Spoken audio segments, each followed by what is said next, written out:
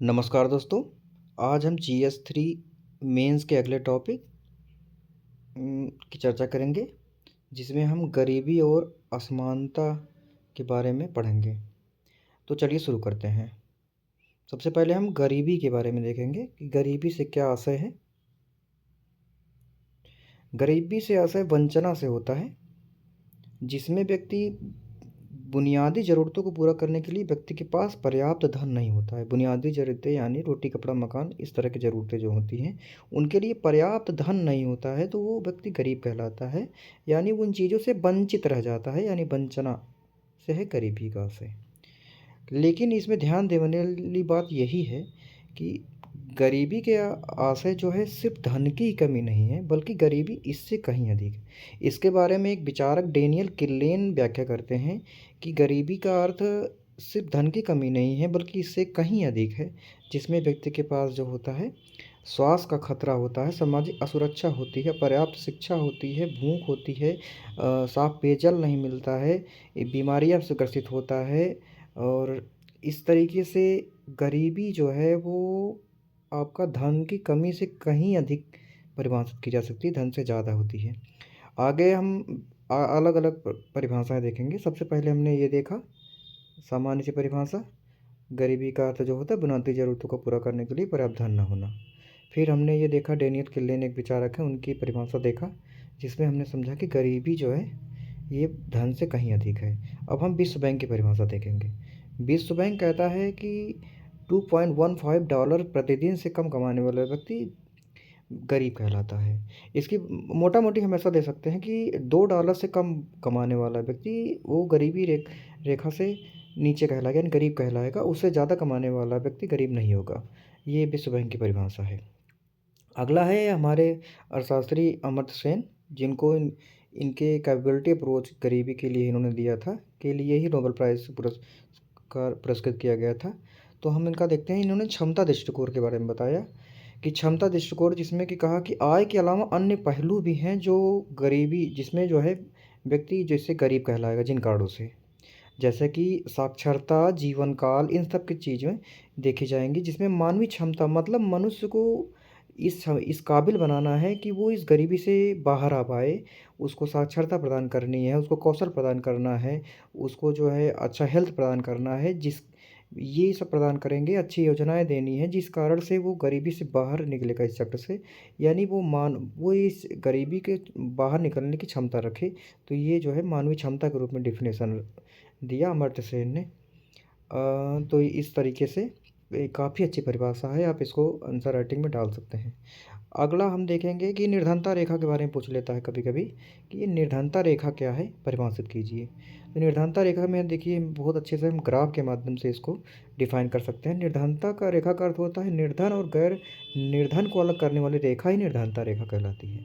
इसको हमें ग्राफ से समझेंगे तो देखेंगे इसमें दो कैटेगरी है, विशिष्ट कोटि और समग्र कोटि। तो इसमें क्या है कि देखिए ये निर्धनता लाइन है। निर्धनता लाइन में एक विशिष्ट कोटि में क्या होगा, सबसे पहले हम देखेंगे विशिष्ट कोटि के बारे में कि सदैव निर्धन, जो हमेशा निर्धन होंगे, हमेशा निर्धन होंगे, जो पॉवर्टी लाइन से हमेशा नीचे की ओर रहेंगे। और सामान्य निर्धन, जो कभी कभी निर्धनता लाइन को छू से ऊपर चले जाएंगे, यानी कभी कभी अमीर होंगे, लेकिन इस तरह से गरीब अमीर होते रहते हैं, सामान्य निर्धन कहलाएंगे। और इसके बाद चक्रीय निर्धन, जो कभी गरीब होंगे कभी धनी होंगे, कभी गरीब होंगे कभी धनी, ये चक्रीय निर्धन होगा। अनियमित निर्धन, जो है कभी कभी निर्धन हो जाते हैं, सामान्यतः निर्धनता रेखा से ऊपर ही रहते हैं। और एक कैटेगरी होती है जो कभी भी निर्धन नहीं होती है, जो निर्धनता रेखा से सदैव ऊपर होती है। तो ये हो गई विशिष्ट कोटि। अब समग्र कोटि में देखेंगे कि जो चिरकालिक निर्धन में यही सदैव निर्धन और सामान्य निर्धन कहलाएगा। इसमें खास करके अल्प विकसित देश वगैरह देश शामिल होते हैं। और अल्पकालिक निर्धन में चक्रीय निर्धन, अनियमित निर्धन, दो दो निर्धन होते हैं। और गैर निर्धन जो निर्धन होते नहीं, विकसित देश वगैरह में इस तरह की कंडीशन होती है। तो ये हमने निर्धनता रेखा को एक इस तरह से हम अगर दिखा देंगे तो बहुत अच्छे नंबर मिलेंगे। इसके बाद हम देखेंगे भारत में भी एक योजना आयोग ने एक निर्धनता रेखा के लाइन को डिवाइड किया था। 1970 में जो है योजना आयोग ने इसको कैलोरी के रूप में डिफाइन किया था कि शहरी लोग और ग्रामीण लोग, शहरी लोग जो 2100 किलो कैलोरी से कम पाता है वो गरीब है, ग्रामीण परिप्रेक्ष्य में जो 2400 किलो कैलोरी से कम पाता है तो वो निर्धन कराएगा। यही दोनों को जो है पॉवर्टी लाइन के रूप में डिवाइड किया इन्होंने। हालांकि ये परिभाषा मान्य नहीं रही, इसके ऊपर पर्याप्त तमाम कमेटियाँ आती रही। अंत में जो है अमर्त्य सेन वाला परिभाषा सबसे अच्छी रहती है। आगे हम देखते हैं, हाँ, गरीबी का कारण हम समझेंगे। देखिए, गरीबी के कारण जो हैं कई सारे हैं। सबसे पहला हम देखेंगे अप्रयुक्त संसाधन। जैसे कि जो अल्प विकसित देश होते हैं, विकासशील देश होते हैं, जैसे मान लीजिए भारत के बारे में ही समझते हैं कि ये अपने साधनों का पर्याप्त अनुकूलतम दोहन नहीं कर पाते हैं। तो ये जब अनुकूलतम दोहन नहीं कर पाते हैं तो अविकास स्थिति होती है, विकास होती है तो पर्याप्त बेरोजगारी होती है। आधारभूत ढांचे की खामी जो होती है ये बहुत बड़ा प्रभाव डालती है, क्योंकि आधारभूत ढांचे नहीं होंगे तो बिजली नहीं होगी, सड़क नहीं होगी, पानी नहीं होगा, इस तरह के आधारभूत ढांचे नहीं होंगे, वित्तीय समावेशन नहीं होगा, तो क्या होगा कि खराब जीवन स्तर होगा। खराब जीवन स्तर होगा तो फिर जो है गरीबी को जन्म देगा। इसके बाद औपनिवेशिक शोषण एक, हाँ, इसको दिखा सकते हैं। औपनिवेशिक शोषण मतलब यहाँ पे जो भारत जो है सदियों तक जो गुलाम रहा ब्रिटिशों के द्वारा, इस एक बहुत बड़ा कारण है, क्योंकि वो क्या करते थे कि कच्चे माल निर्यात करते थे यहाँ से ले जा करके वो, और वो जो है ब्रिटेन से ला करके यहाँ पे निर्मित उत्पाद यहाँ के बाज़ारों में रख देते थे, जिसके कारण से यहाँ का ड्रेन वेल्थ हुआ, यहाँ का लगातार जो है धन निष्कासन होता रहा और भारत गरीब होता रहा। तो इस तरह से गरीबी का एक बड़ा कारण है, अभी तक ही प्रभावित कर रहा है कारण ये, इसलिए प्रासंगिक है। तो ये 3 कारण हुए। चौथा कारण हम देखते हैं जनसंख्या विस्फोट। क्योंकि गरीबी है तो अशिक्षा है, बेरोजगारी है, स्वास्थ्य की कमी है, तो इसी का परिवार नियोजन नहीं है, तो फिर ये क्या होगा कि जनसंख्या विस्फोट की अवस्था आएगी। इसके बाद क्या होगा, तो ये भी बहुत बड़ा गरीबी का कारण होगा। कृषि में कम उत्पादकता। अब देखिए कृषि में क्या है कि कृषि के ऊपर बहुत ज़्यादा जनसंख्या निर्भर है भारत की, और इसी के कारण कृषि में कम उत्पादकता है, क्योंकि पुरानी परंपरागत तकनीक से खेती होती है। तो इस कारण से कम उत्पादकता होगी, तो ज़्यादातर लोग इसी में लगे हैं तो ये गरीब हो जाएंगे। इसके बाद एक बहुत महत्वपूर्ण कारण खराब कौशल। देखिए पर्याप्त स्किल डेवलपमेंट नहीं है भारत में, जिसके कारण से जो है भारत में गरीबी है। क्योंकि देखिए जो उद्योग होता है उसमें स्किल की डिमांड बहुत ज़्यादा होती है। हम्म, उद्योग जो होता है, जो पूंजीवादी अर्थव्यवस्था होती है, भारत पूंजीवाद की तरफ अग्रसर है और इंडस्ट्रियलाइजेशन हो रहा लगातार। इसके कारण से जो है यहाँ पे जो गरीब लोग हैं, जो शिक्षित लोग हैं, जिनके पास कौशल नहीं है, उनके पास स्किल नहीं है, वो जो है वहाँ पे फिट ही नहीं बैठते हैं, तो वो गरीब रह जाते हैं, आय के इनकम को नहीं प्राप्त कर पाते हैं। इसके बाद है खराब स्वास्थ्य संबंधित चुनौतियाँ। क्योंकि वो गरीब हैं तो उनके पास पर्याप्त धन का अभाव है, अपर्याप्त धन है, पर्याप्त है ही नहीं। अब क्या होगा कि स्वास्थ्य संबंधित चुनौतियाँ आएंगी। वो जो है स्वास्थ्य संबंधित चुनौतियाँ, बीमार रहेंगे तो उनके पास पोषण पर्याप्त नहीं होगा, जिसके कारण से और बीमार होंगे, और बीमार होंगे तो फिर क्या है कि अच्छे से उत्पादक नहीं बन पाएंगे, उनकी उत्पादकता कम होगी, तो इस प्रकार से वो गरीब रह जाएंगे। इसके बाद एक आता है बेरोजगारी। अब देखिए गरीबी है तो गरीबी के कारण से जो है खराब कौशल है, स्वास्थ्य है, यही सब कारण मिलकर के इनको बेरोजगार रखेंगे, और पुनः बेरोजगारी गरीबी को जन्म देगी। तो ये बेरोजगारी और गरीबी एक सिक्के के दो पहलू होते हैं। बेरोजगारी या असमानता, गरीबी, ये सब बिल्कुल लिंक हैं। इसके बाद एक आय असमानता, देखिए अगला ही गया। तो आय असमानता भी जो है गरीबी का एक बहुत बड़ा कारण है। क्योंकि संसाधनों का अप्रयुक्त संसाधन, यहाँ पे कहा गया ना, संसाधनों का मतलब जो आवंटन है वो पर्याप्त नहीं हो गया। अप्रयुक्त तो ठीक है, यहाँ पे अपर्याप्त जो है संसाधनों का पर्याप्त आवंटन नहीं हुआ है। जैसे कि 10% लोग यहाँ की 70% जो है यहाँ के धन पर हिस्सा रखते हैं। तो ये पूंजीपति ज़्यादा हैं, कारपोरेट घराने ज़्यादा हैं यहाँ पे। आप देख ही रहे हैं गौतम अडानी अंबानी की चर्चाएँ चलती रहती हैं।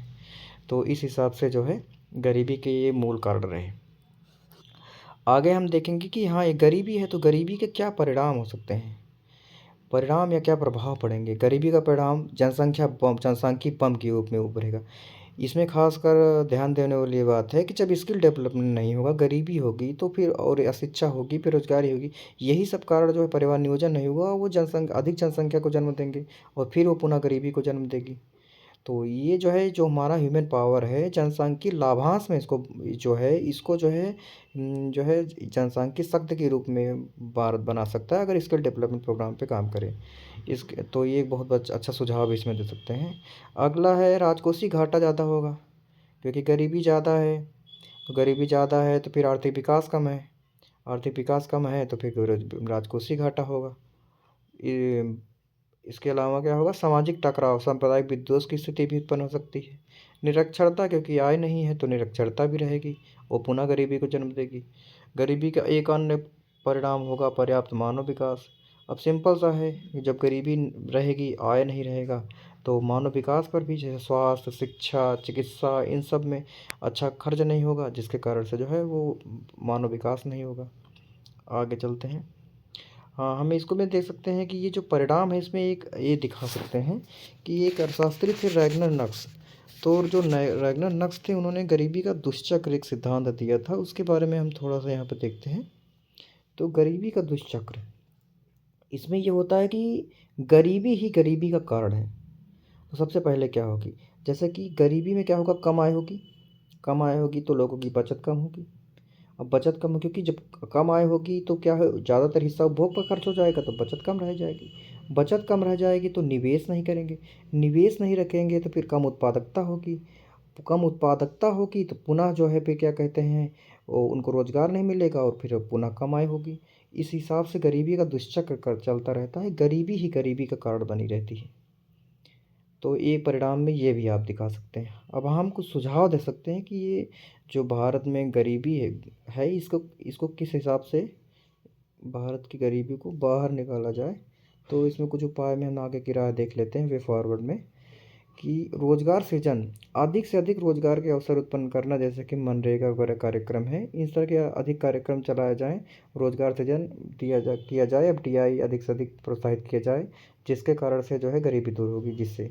और निवेश बढ़ाना, अधिक से अधिक, जो मैं बता रहा हूँ एफडीआई बढ़ाना, तो एफडीआई को बुलाइए, निवेश बढ़ाइए। सरकार जो है अधिक से अधिक जो है अच्छा माहौल सुचारू जो है अर्थव्यवस्था के लिए दे, जिसके लिए आधारभूत संरचना का विकास करे, इंफ्रा का विकास करे। और इंफ्रा का विकास करेगी तो फिर क्या कहते हैं, वो अधिक से अधिक निवेश होगा, अधिक से अधिक निवेश होगा, अधिक से अधिक रोजगार होगा। हालांकि जो है वर्तमान सरकार इस पर अच्छा काम भी कर रही है, आधारभूत संरचना पे। देखिए जगह जगह पे इंफ्रास्ट्रक्चर डेवलपमेंट हो रहा है। अब वित्तीय समावेशन पे भी बहुत अच्छा सुझाव हो सकता है कि वित्तीय समावेशन भी गरीबी से बाहर निकलने का एक अच्छा कदम हो सकता है। वित्तीय समावेशन यानी कि वित्त को लेकर के समझ विकसित करानी, सभी को वित्त की सुविधा मुहैया करानी और वित्त के लिए जागरूकता प्रदान करना है। जैसे कि प्रधानमंत्री जन धन योजना जो मोदी गवर्नमेंट ने लाई थी, जैम ट्रिनिटी, इस तरह की चीज़ें वित्तीय समावेशन ही है। और वित्तीय समावेशन से क्या होगा कि बचत ज़्यादा होगी तो निवेश ज़्यादा होगा, इस हिसाब से अर्थव्यवस्था गरीबी से बाहर आएगी। तो ये हमारा गरीबी के बारे में हो गया। अब हम असमानता, असमानता भी गरीबी से ही जुड़ी हुई है, असमानता के बारे में देखेंगे।